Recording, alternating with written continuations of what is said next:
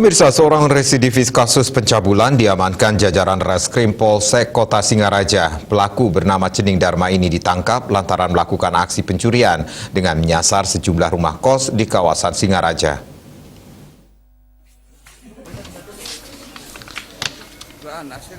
Cening Dharma, warga desa Suwuk Buleleng, kini harus kembali berurusan dengan polisi. Residivis kasus pencabulan yang baru bebas tahun 2019 lalu terpaksa kembali digiring polisi lantaran melakukan aksi kejahatan.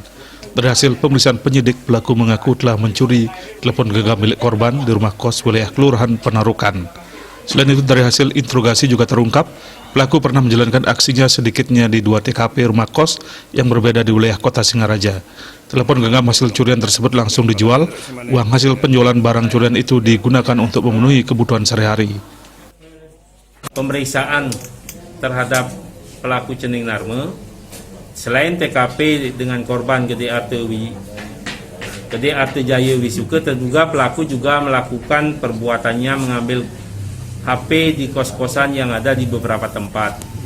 Yang pertama, TKP pertama tanggal 3 Oktober 2021 di rumah kos Jalan Natuna, Kelurahan Penarukan, mengambil 2 unit handphone masing-masing, satu Vivo Y1 dan Samsung Galaxy warna hitam. Pelaku Cening kini telah ditetapkan sebagai tersangka dan dijerat dengan pasal 362 KUHP tentang pencurian dengan ancaman hukuman 5 tahun penjara. Kobang Yuda, Bali TV.